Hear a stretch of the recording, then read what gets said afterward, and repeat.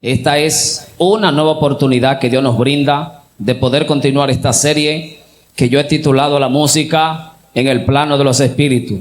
Mi intención es que usted pueda asimilar, que usted pueda entender y que usted pueda abrir su espíritu a todo lo que queremos transmitir a su corazón.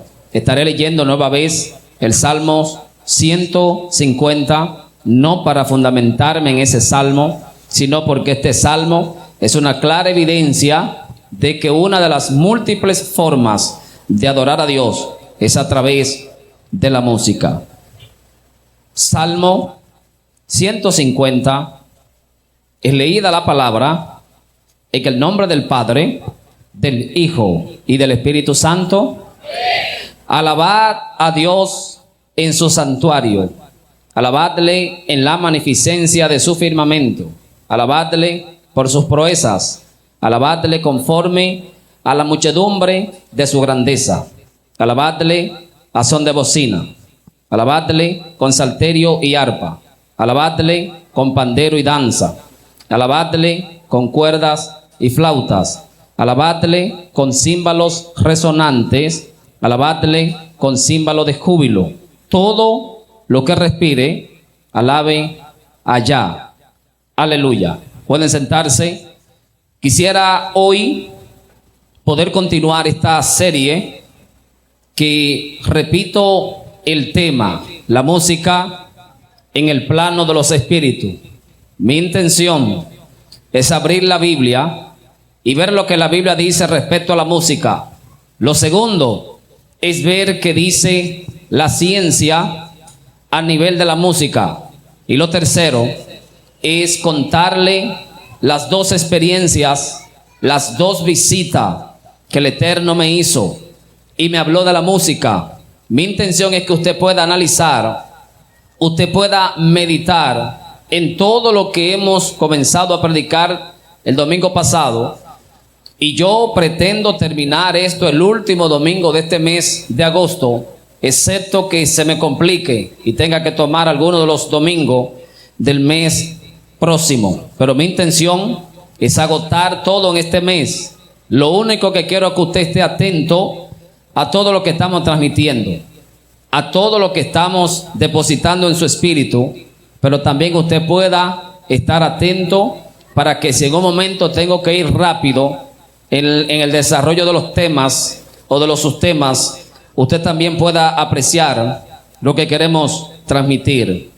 El domingo pasado, en la prédica pasada, vimos lo que era la música en el ámbito corporal y determinamos que antes de usted querer escalar a una realidad superior, usted debe saber cómo su organismo, cómo sus órganos, cómo la mente y cómo el corazón responde a la música. La prédica está en YouTube, está en Spotify, está en el canal de Telegram de la iglesia y usted puede escucharla para no tener que nueva vez tomar parte haciendo resumen. La música se mueve o usa como medio de transporte el viento. El aire existe aquí en la tierra. Y a modo de ilustración, si usted es llevado al espacio y hay alguien a la vera tuya y tú le hablas a esa persona no se va a escuchar. Porque está comprobado científicamente que la música va a usar el aire como un medio de transporte. Y como en el espacio no hay aire, usted puede abrir su boca, poner un altoparlante y la persona frente a la bocina, al lado suyo, no escuchará nada, porque no hay un medio por donde las ondas sonoras llamadas viento pueda usar ese medio de transporte para que se pueda escuchar en el tímpano del receptor. La música es algo tan común, pero también la música es algo poco desconocido. La gente, cuando se le habla de música, lo que llega a su mente es ritmo, es voz, es instrumento, es sonido. Pero pocas personas tratan de entender cómo su organismo funciona respecto a la música. Y ya que estamos hablando de la música, será oportuno preguntarnos cuál es el origen de la música. Y como estamos hablando en el ámbito cristiano, tenemos que limitarnos a la Biblia, porque en lo secular la música tiene un origen y una forma en cómo fue evolucionando. Voy a descartar lo secular, porque si estamos hablando de la música en el plano de los espíritus, hay que hacer hincapié a lo que dice la Biblia respecto a la música. Y encontramos que la primera vez que la música aparece en la Biblia está en Génesis 4:21, donde uno de los descendientes de Caín toca la flauta, o es el padre de la flauta. A partir de ahí la música ya comienza a utilizarse en la tierra. Pero quiero agregar que aunque el origen de la música en la tierra tiene que ver con el descendiente de Caín, necesariamente la música no tiene un concepto malo, porque la música lo que va es a tratar de identificar cómo el corazón responde a los estímulos. Y si usted ha estudiado psicología, usted ha escuchado lo que se llama condicionamiento clásico y condicionamiento operante, donde un hombre puso un perro, lo analizó y él llegó a la conclusión que cada vez que el perro veía una reacción, automáticamente salivaba. Y ellos decían, los animales nos permiten replicar el comportamiento del ser humano. De igual manera, los ratones en su anatomía física es semejante al ser humano. Por eso cuando la ciencia va a meter un producto al mercado, usan los animales como especie de experimento, porque se cree que los ratones tienen una similitud en su organismo con la raza humana. Y se trata de transmitir, pues, o de probar, porque sería un poco ilógico, abusivo, que los humanos sirvan de experimento a los nuevos descubrimientos de la ciencia. Por eso se usan los animales. Pero volviendo aquí, la Biblia registra que aunque la música tuvo su origen en este hombre lo que trata es de identificar cómo el corazón responde. Por eso, aunque la música tuvo aquí un origen no necesariamente de Dios, la música debe ser remontada hacia la eternidad. Si nos preguntamos si en la tierra la música inicia con un descendiente de Caín, ese fue el único origen de la música, nos encontramos leyendo el libro de Ezequiel 28:13, habla de un ser, y ese ser que fue formado se le atribuyen características que ningún ser humano la puede poseer. Permítame leer el libro de Ezequiel capítulo 28 versículo 13, y dice: en Edén, en el huerto de Dios estuviste, de toda piedra preciosa era tu vestidura, de cornerina, de topacio, de jaspe, de crisólito, berilo y ónice, de zafiro, del carbunclo, esmeralda y oro. Los primores de tus tamboriles y flautas estuvieron preparados en ti o para ti en el día de tu creación. Quiero que usted note que aquí en este versículo 13 de Ezequiel 28 se está hablando de un ser. Y cuando se le miran las características a este ser, por eso es que los que creemos en la caída del enemigo, nosotros llegamos a la conclusión que este pasaje se refiere al enemigo. Pero ¿por qué se refiere al enemigo y no a alguien físico? Pues usted debe leer y hacerse preguntas lógicas, y algunas no las vamos a hacer en este momento. Dice: en Edén, en el huerto de Dios estuviste. Cuando usted se lee Génesis 1 y Génesis 2, en Edén únicamente hubieron dos personas, llamada Adán y llamada Eva. Fuera de Adán y Eva no hay base bíblica para decir que en Edén estuvieron otras personas. Aquí en Ezequiel 28 se habla de un ser que él estuvo en el Edén, y la característica que se le da a este ser en todo el capítulo 28 son atributos que jamás la Biblia se lo atribuye a un ser humano. Dice el versículo 14: tú, querubín protector, grande, yo te puse en el santo monte de Dios.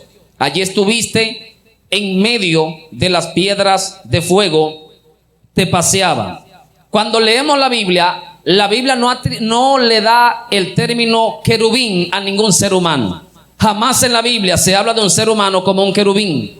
Entendemos, partiendo del versículo 13 y el versículo 14, que el origen de la música está remontado al plano eterno.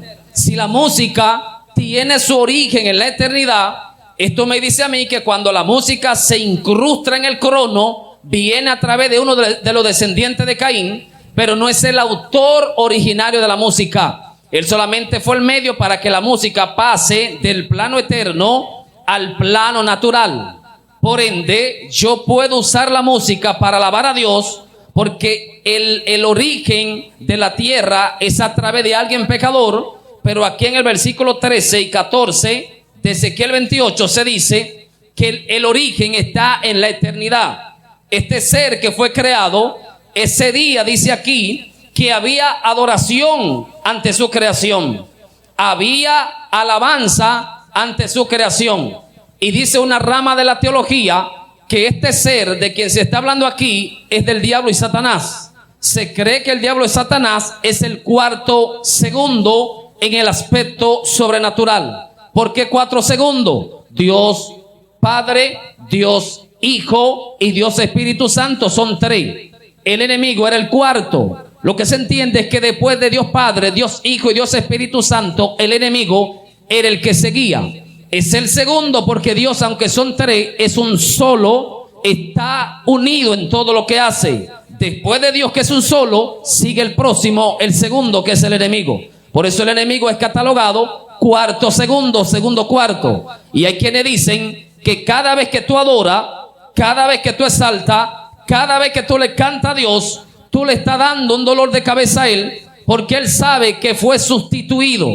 La razón por la cual Él fue creado era para que adorara, era para que exaltara el nombre de Dios, y a Dios le plació crear un ser inferior para que comience a adorar, para que comience a exaltar. Por eso Él no quiere que tú abras tu boca y reconozcas que el grande es el creador del cielo y de la tierra. Él no quiere que tú te llenes de alabanza reconociendo que el que está sentado en el trono alto y sublime es el Dios que como Él no hay nadie en la tierra. Y este ser llamado Luzbel, diablo y Satanás, antes de ser enviado a la tierra, a mí me llama la atención la meta que él tenía. Dice Ezequiel 28 e Isaías 14 que él dijo: seré semejante al Altísimo. Me llama la atención que él no quiso ser más allá del Altísimo, porque el concepto que él tenía del Altísimo era suficiente para él querer ser a él. Lo que el enemigo no sabe es que como Dios no hay nadie, como Dios no existirá nadie, porque Él es único en Él. Él es único y Él es el único que se merece toda adoración y todo reconocimiento. Cada vez que tú adoras, cada vez que tú bendices y cada vez que tú exaltas el nombre del Señor, usted está recordándole a Él que Él ha sido sustituido y que Dios tiene una nueva generación que se está aproximando a esa llamada adoración cantada. Es oportuno preguntarnos cómo entra la música en el servicio a Dios.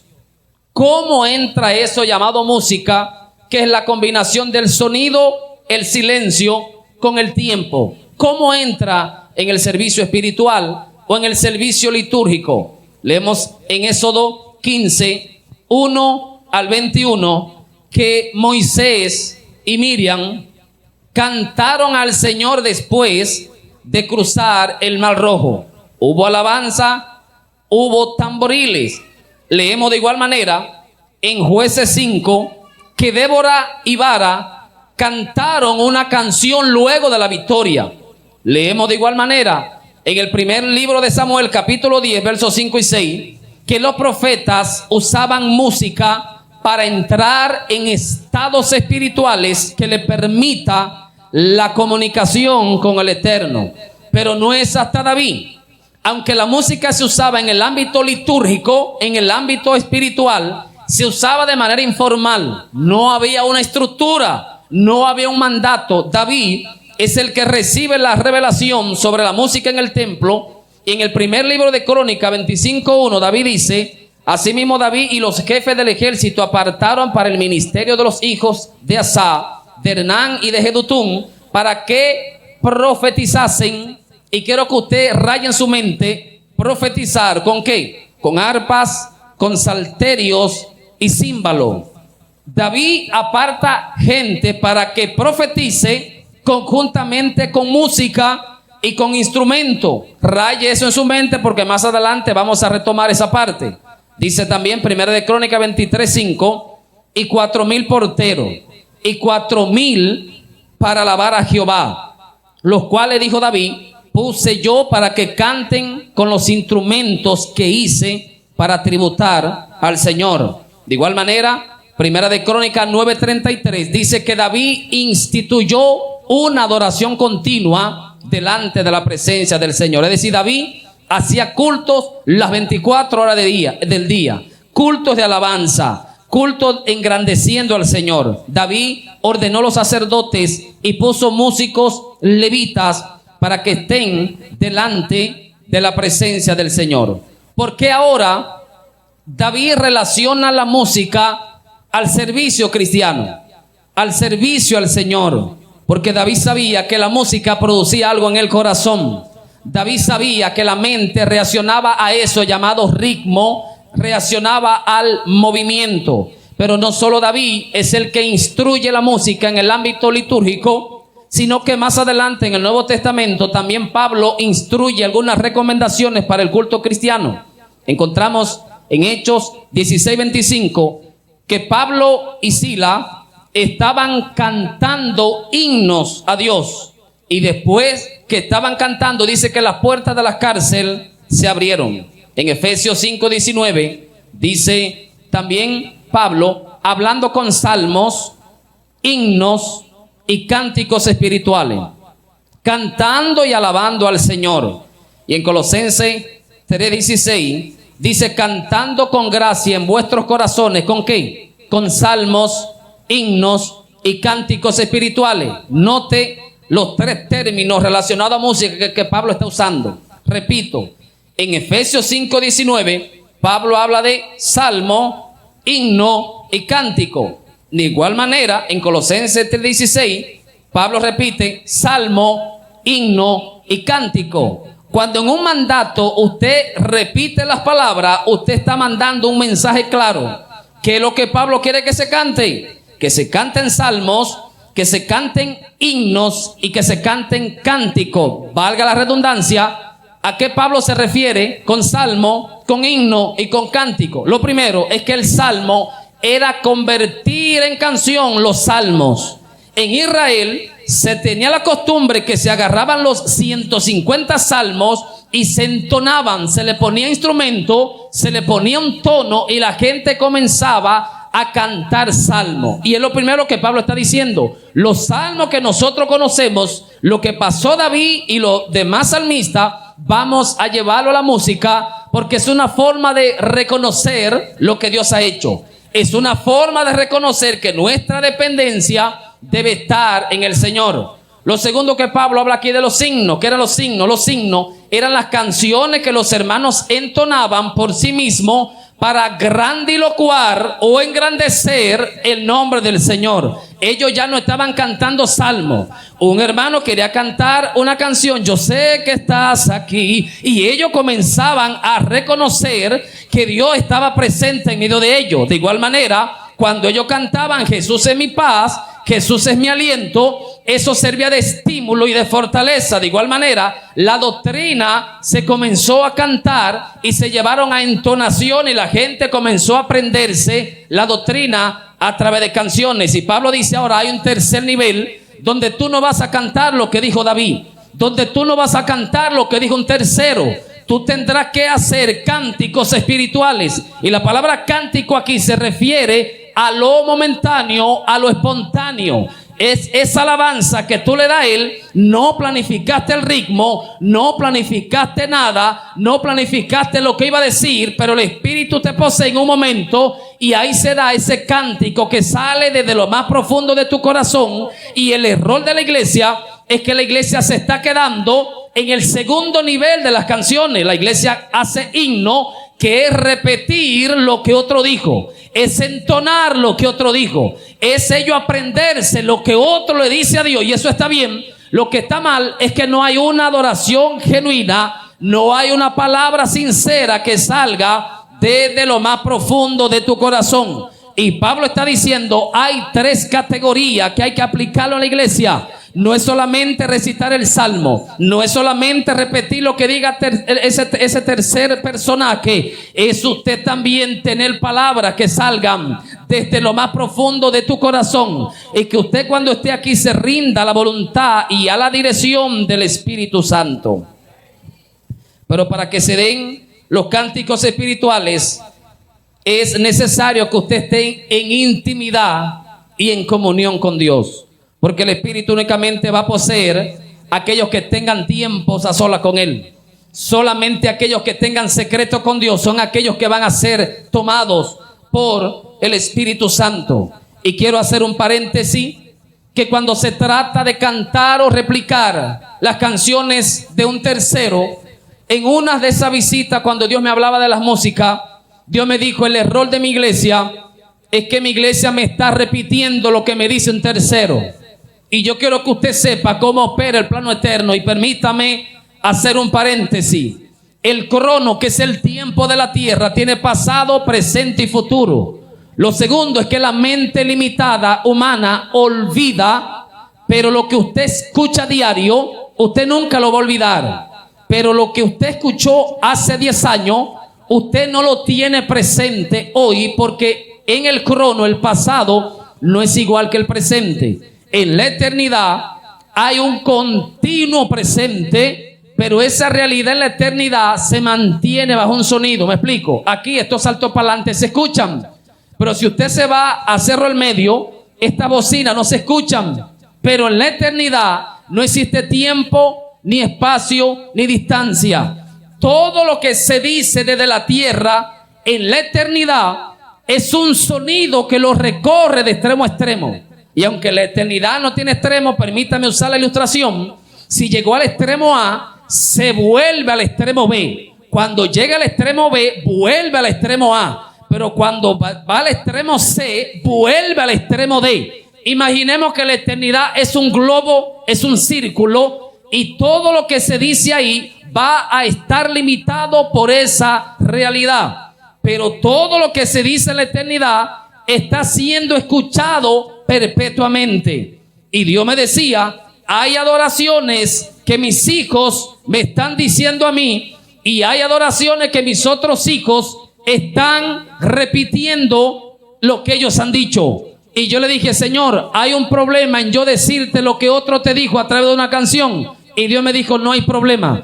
El problema es cuando tú no vives lo que canta. Cuando tú te paras aquí en el altar y tú no vives lo que canta, tú haces un ruido molestoso en el plano de los espíritus, porque es tú hablando algo que tú no vives, y esa realidad en el plano eterno comienza a molestar. Dios comienza a impacientarse, los ángeles comienzan a incomodarse, porque usted está diciendo algo que cuando Dios mira tu corazón, cuando Dios mira tu crono, cuando Dios mira tu vida, Dios dice: tú eres como metal que resuena o címbalo que retiñe. La iglesia que cante lo que quiera, pero asegúrate de vivir lo que canta. Entona lo que quiera, pero asegúrate de realizarlo en tu corazón.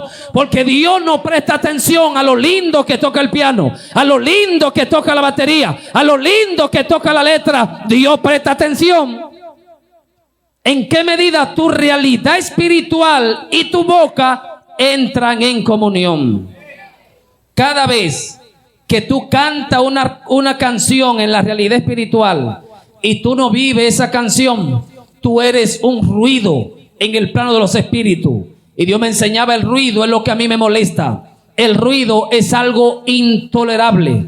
Por eso también Dios me usaba el siguiente ejemplo, y permítame decírselo. Cada vez que se entona una canción, quien la canta se registra en el plano eterno. Quienes la van a replicar deben, antes de cantarla, asegurarse de vivirla. Porque recuerde que en la adoración Dios quiere manifestarse sobre tu vida y sobre mi vida. Pero cada vez que yo canto y no vivo lo que canto, Dios me ignora. ¿Por qué? Porque Dios va a relacionar las letras a quien sacó esas letras. Y a quien Dios va a tocar es al que originó esas letras. Es posible que a través de mi alabanza aquí Dios no haga nada, pero en el que cantó, entonó, compuso y originó la canción, esa persona recibe la bendición. Dios quiere que donde quiera que su nombre sea adorado, Él hace acto de presencia. Y lo que Dios requiere ahora es la armonía entre lo que se canta y entre la persona que lo está cantando. Y Dios me dijo: ¿cómo tú te sentirías si yo, a modo de ilustración, llamo 50 parejas y las pongo enfrente de ti, y cada mujer le dice algo a su esposo, y cada vez que esa mujer le dice algo a tu esposo, tu esposa te lo dice a ti, ¿cómo tú te sentirías? La esposa A le dijo a su esposo, te amo, y la mía me dice, te amo. La pastora que sigue, por ser pastora, le dice a su esposo, eres un buen pastor, y mi esposa me dice, eres un buen pastor. Yo me voy a sentir incómodo, porque lo que ella me dice tiene origen en un tercero. Y Dios me dijo, eso está pasando con mi iglesia. Mi iglesia está convirtiendo la adoración cantada en una réplica de un tercero, que como ellos no lo están viviendo, ellos me están poniendo a mí a pensar en el que cantó, no en el que la está cantando. Por eso es que la adoración es más que cantar. Tocar los instrumentos es más que tocar. Es usted alinear tu corazón y tu vida a lo que Dios ha dicho en tu palabra, para que cuando tú cantes lo que el otro compuso, Dios diga, aceptado y válido, porque te parece al que la canta. Vive lo que la canta, vive la misma realidad. Y si queremos que nuestro salmo, que nuestro signo y que nuestros cánticos escalen a esa realidad, usted debe prestar atención. Por eso no seamos un eco innecesario. Usted y yo manejamos el hecho del eco, una voz que se repite, un sonido que se repite. No seamos eco en el plano de los espíritus, porque vamos a caer en la ignorancia. Será oportuno preguntarnos ahora, ¿qué relación tiene lo profético y la música? Lo primero es que en el primer libro de Samuel, capítulo 10, versículos 5 y 6, encontramos que Saúl, en medio de arpas, en medio de adoración, en medio de música, para usar un término presente, Saúl profetiza. Pero también encontramos en el segundo de Reyes 3:15 que Eliseo pide un músico para profetizar. De igual manera, en primero de Samuel 16:23 encontramos que David toca el arpa, y el espíritu que atormentaba a Saúl se va cuando David toca. De igual manera, en segundo de Crónica 5:12 al 14 dice que cuando los cantores y los músicos unánime cantaban y tocaban, la alabanza llenó la casa de gloria, que la nube de Dios descendió y los sacerdotes no podían ministrar. Fíjese, según segunda de Crónica 5:12 al 14, los sacerdotes, los levitas, están haciendo lo que Dios ha dicho en su palabra. Lo peculiar, y que me llamó la atención, y tuve que preguntarle a Dios, porque eso me chocó con la mente, es que lo que Dios dice que se debe hacer, una vez Dios llega, no se debe hacer. No sé si usted me entiende. Si yo le digo a usted, a mí me gusta que las casas las pinten azul. Si usted quiere llamar mi atención, pinte su casa azul a modo de ilustración. O si yo le digo, a mí me gusta tal tipo de comida, si usted quiere que yo lo visite un día a las 12, dígame varias veces, pastor, yo hago a las 12 la comida que a ti te gusta. Eso llama mi atención. Pero lo peculiar aquí es que lo que atrae a Dios es incompetente para que se siga haciendo cuando Él está. Lo que tú haces para que Dios se te acerque debe cesar una vez Él se te acerca. Y Dios me dijo, lo que pasa es que lo que tú haces, que pertenece a mi reino, me va a llamar.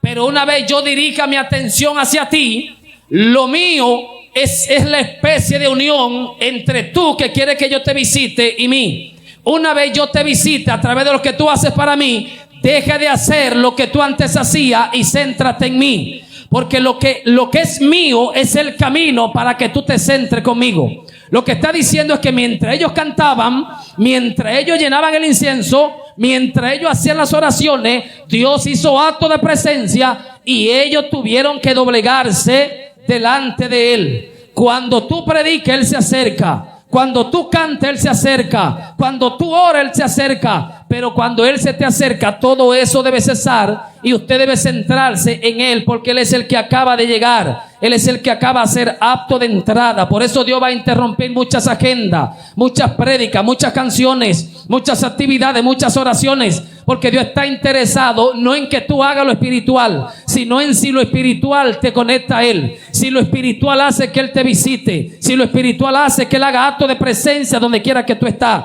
Por eso, segundo de Crónicas 5, 12 al 14 y el versículo 15 nos enseña esta gran verdad. Lo importante en medio de la litúrgica cristiana es si el Dios a quien se le hace eso se hace presente y se manifiesta. Pero fíjese que solamente en toda la Biblia hay algunos 5 o 3 versos donde lo profético se relacionó a música. Repito, primero de Samuel 10, 5 y 6, Saúl profetiza en música. Segundo de Reyes 3, 15, Eliseo pide un músico para profetizar. Y primero de Samuel 16, 23, David toca el arpa y el espíritu que atormentaba a Saúl se iba. Y yo quiero que usted maneje la Biblia. Lo he repetido y lo voy a repetir. Bíblicamente hablando, no se puede tomar un extracto de una revelación para generalizar la revelación. Hay ciertos casos aislados en la Biblia que son casos peculiares, casos específicos que no se pueden tomar como norma para determinar nuestra conducta. Es decir, cada vez que usted vaya a hacer lo que hizo un hombre de Dios, usted debe preguntarse qué fue lo que más él hizo al momento de orar. ¿Qué fue lo más que él hizo en su relación con Dios? Después busque otra persona y mire a ver si hay un común denominador. Y la regla que más se repite es la que Dios quiere que la iglesia practique. Las excepciones, por nuestro desconocimiento de la Biblia, la iglesia a un caso excepcional lo lleva a un caso general.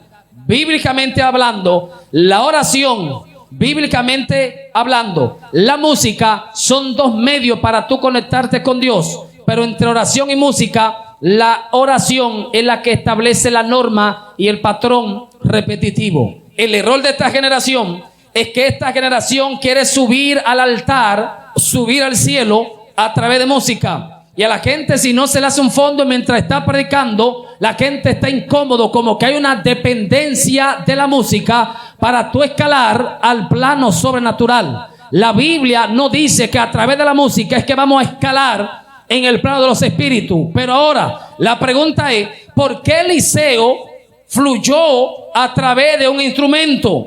¿Por qué David al tocar el arpa el espíritu se iba? ¿Por qué Saúl profetizaba a través de la música? Por el efecto de la música en el corazón. Primer caso, Saúl es desechado. Saúl nunca fue elegido. Saúl no estaba para profetizar, pero cuando Saúl se mete en algo que se llama espíritu de profecía, y si usted es profeta y maneja lo profético, usted debe diferenciar entre el espíritu de profecía, entre el don de profecía, entre el ambiente profético y entre el aceleramiento profético. Es decir, que hay ciertas áreas que todas operan en lo profético, y una es el espíritu de la profecía, que es una realidad que está sobre los aires. El espíritu de profecía no está sobre ti, no está sobre mí, no está sobre el Espíritu Santo, está sobre un ambiente espiritual. Y cada vez que tú entras a algo llamado ambiente profético, se te pega a lo profético, no porque tú calificas, sino porque tú estás en un ambiente donde lo profético te absorbe, donde lo profético, por eso tú puedes hablar en un momento en un culto, y eso no implica que tú eres profeta, porque si hay una unción profética, tu espíritu se agiliza, tus oídos se agilizan, tu lengua se agiliza, tu visión se agiliza, porque hay una atmósfera profética. Y Saúl fue conectado a este ambiente profético, pero no hay base bíblica donde fuera de la música Saúl profetizó. No hay base bíblica donde fuera de otro profeta Saúl profetizó. Por eso se descarta que lo profético era real en Saúl. Lo segundo es que cuando usted se lee Segundo de Reyes 3:15, cuando Eliseo pide a alguien para que le toque, texto que ha sido mal interpretado, donde nuestros salmistas actuales adoradores actuales no quieren profetizar si a alguien no le toca. No queremos predicar si a alguien no le toca. ¿Qué pasó con Eliseo? Eliseo tenía 2 reyes frente a él. Había un rey que Eliseo no lo quería por su desobediencia a Dios, y había otro rey que él sí lo quería. Y a ese otro rey David le dice: si no fuera por Josafat, yo a ti no te mirara la cara. Si no fuera por el respeto que le tengo a este hombre, yo no te dirigiera la palabra. Eliseo estaba emocionalmente alterado, emocionalmente agitado. Eliseo intentó conectar al Dios que es estable, pero la inestabilidad emocional de Eliseo frenó lo de Dios. Y Eliseo dice: búsqueme un tañedor, no porque yo quiero a través de la música conectarme, es que mi corazón va a detectar el ritmo del instrumento que se está tocando, la energía del instrumento va a aquietar mi espíritu y yo voy a entrar en quietud. Cuando entre en quietud, yo voy a clamar al espíritu de profecía. Lo que Eliseo está diciendo: usa la música para calmar tus emociones, usa la música para entrar en quietud, pero la música no trae lo profético, la música no llama a Dios, la música toca tu corazón. Y David en ese momento de desesperación no podía conectar, y por eso él dice: búsqueme a alguien porque estoy desesperado, no puedo estabilizar mis emociones. Y por ese momento, cuando tú tienes que orar después de un problema, no te ponga a orar porque no va a poder conectarte. Pon un instrumental, pon una canción quieta. Tuviste un momento de lucha, desesperación en tu casa, no te vayas a orar, no, porque el cielo está cerrado. Tus emociones están como el agua bajando y subiendo, y así tú no vas a conectar allá. Y Dios dice: baja, tranquilízate. Por eso es que la música es terapeuta. La música hace que el espíritu se aquiete. La música hace que el alma se aquiete. ¿Qué es lo que la iglesia necesita? Usar la música no para escalar la música a la realidad sobrenatural, sino para entender cómo el corazón reacciona ante la música. De igual manera, 1 Samuel 16:23 dice que David tocaba el arpa y el espíritu que atormentaba a Saúl se iba. Quiero agregar como punto número 1: la música nunca se usa ni se ha usado a la luz de la Biblia para reprender demonios. Jamás la Biblia enseña a usar la música para ahuyentar espíritus de las tinieblas. Segundo, ¿por qué aquí se dice que David a través de tocar se iba? Por lo que le acabo de mencionar. Casos aislados en la Biblia no se pueden enseñar como doctrina, se toman como excepciones. ¿Dios puede hacerlo? Sí. ¿Lo va a hacer de manera repetitiva? Jamás. Porque fuera de David no hay base bíblica. Para un endemoniado usted ponerle una adoración. Para un endemoniado usted ponerle una canción cristiana. Porque no hay. Está en la Biblia, sí, pero como un caso excepcional. El error también de muchos es que creen que porque se toque el arpa, ya la manifestación que sucedió cuando David tocaba el arpa va a venir sobre tu vida o sobre mi vida de manera automática. No es como dice la canción esta, que toca el arpa y va a venir. No, no. La cuestión no es el instrumento. La cuestión es quién toca el instrumento. El instrumento va a transmitir energía a través de las teclas. Va a transmitir energía a través de los tambores. Va a transmitir energía a través de las cuerdas. La realidad del instrumento te va a pedir qué tiene tu corazón, qué tiene tu espíritu. El instrumento que tú tocas es el canal entre la condición tuya y la condición que tú quieres ministrar. El instrumento sirve de plataforma, de enlazo, de conexión. Cada vez que tú tocas el instrumento en pecado, está transmitiendo pecado. Cada vez que toca el instrumento en santidad, está transmitiendo santidad. Pero no es el arpa, no era el arpa, no era el instrumento, era lo que David tenía en su corazón. Como David tenía Espíritu Santo en su corazón, cada vez que tocaba el Espíritu Santo ministraba a Saúl. Y como el Espíritu Santo repele toda operatividad de las tinieblas, los demonios se iban. El arpa era la carnada. Tu adoración no vale, tu música no vale, tu instrumento no vale, si no es un medio para transmitir la realidad de Dios. Por eso Dios quiere levantar en este tiempo una generación de músicos que antes de ser músicos de instrumento sean músicos del corazón. En la medida que David tocaba la realidad de Dios que había en David, pasaba a la realidad de Saúl. Estos tres casos que acabo de mencionar son la excepción a la luz de la Biblia, donde lo profético, donde la manifestación estuvo presente acompañada de música. Pregúntase, ¿cuántas veces profetizó Eliseo? ¿Cuántas veces profetizó Isaías? ¿Cuántas veces profetizó Jeremías?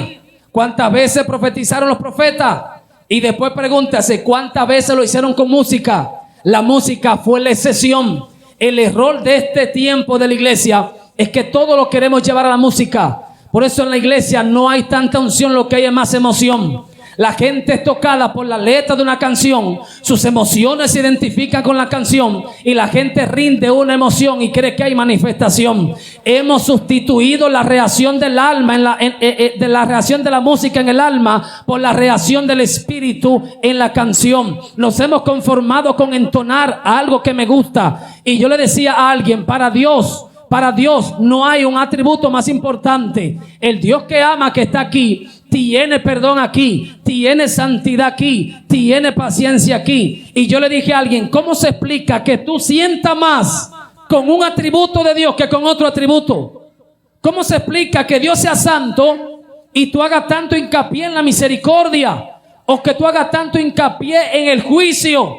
Todos los atributos de Dios están en la misma línea. Pero ¿por qué yo siento más cuando se me habla de promesas? ¿Por qué yo siento más cuando se me habla de esta realidad y no de otra realidad? Porque emocionalmente nos conectamos a un atributo de Dios más que en otro. Y repito, eso no está mal. El error es depender siempre de ese tipo de conexión o de esa realidad para usted poder conectarse con Dios. Vamos a usar todos los medios, todas las formas posibles que Dios ha establecido en su palabra. Pero la música debe ser ordenada en el orden que Dios ha dicho en su palabra. No es cantar por cantar, no es tocar por tocar, no es ensayar por ensayar. Es permitir que el corazón entre en quietud. Cuando tu corazón entra en quietud, permite la manifestación. En el plano de los espíritus no se escuchan estas bocinas, no se escuchan los instrumentos, no se escucha el piano. Es más, ponga una canción a sonar y que no haya sonido. ¿Qué se escucha? No sé si usted me entiende. Una canción sin sonido, imagínese. Una canción sin sonido, sin instrumento y sin nada. Póngala a tocar. Un silencio total. Hay gente cantándole a Dios que en el plano de la tierra se escuchan los instrumentos, se escucha la melodía, pero en el plano espíritu es un rotundo silencio. Y cada vez que se acercan al altar, el plano eterno detecta una interrupción. En el momento de la prédica, en el momento de la intercesión, todo bien, pero cuando se va a cantar una canción, Dios dice, se hizo un rotundo silencio, hubo una pausa, porque la cuestión no es conectarnos a las letras, a los instrumentos, es saber cómo Dios identifica. Por eso el sonido del corazón, el sonido del espíritu, el sonido del alma, esa es la realidad que Dios va a comenzar a detectar. Y Dios nos convoca en esta hora a cada uno de nosotros a que no solamente cantemos por cantar, sino que permitamos que la revelación de Dios en la música sea real en tu vida, sea real en tu vida, en tu vida, en tu vida y en mi vida. Y en la medida que yo alineo mi corazón al propósito del Señor, Dios puede hacer maravilla.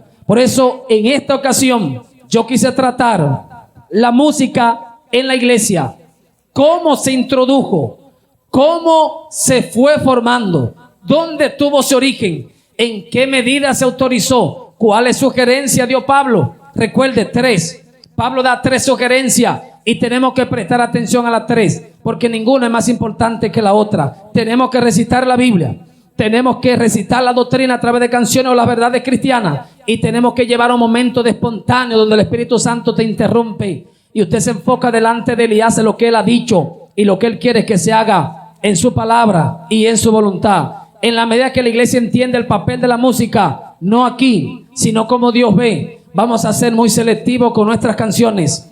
Vamos a por encima de cantar, a tratar de alinear nuestros corazones a lo que Dios ha dicho en su palabra. Y en la medida que mi corazón se alinea a lo que Dios ha dicho en su palabra, mi voz cobra importancia ya, mis dichos cobran importancia ya, el instrumento toca importancia ya. Pero si nos vamos a la Biblia, al maestro de maestros, Jesús. No hay ni un solo pasaje bíblico donde Cristo usó la música como un instrumento ni para predicar, ni para orar, ni para profetizar. Cristo se valió de la oración directa porque es el medio exclusivo y único y universal que Dios ha establecido para tú entrar en contacto con Él. Quiere entrar en intimidad con Dios, apaga la música, apaga los instrumentales, ponte a orar. Está agitado, está inquieto, está impaciente, hay un problema que te está perturbando. Pon una música para que te conecte tu corazón a esa tranquilidad, pero trata de ser selectivo, porque así como Dios se mueve a través de la música, también se mueven seres de las tinieblas a través de la música. Y hay alguien que te va a cauterizar. Será alguien de las tinieblas o alguien de la luz que va a innovar tu mente y tu corazón para que esté conectado a ese propósito y a esa voluntad del Señor. Yo quiero que usted se ponga sobre sus pies, ahí donde usted se encuentra, y si Dios ha ministrado su vida, usted le dé gracias a Dios. Y queremos darle la gracia a aquellas personas que van a compartir este video, aquellos que lo van a ver y que de la distancia van a ser edificados, fortalecidos y bendecidos delante del Señor.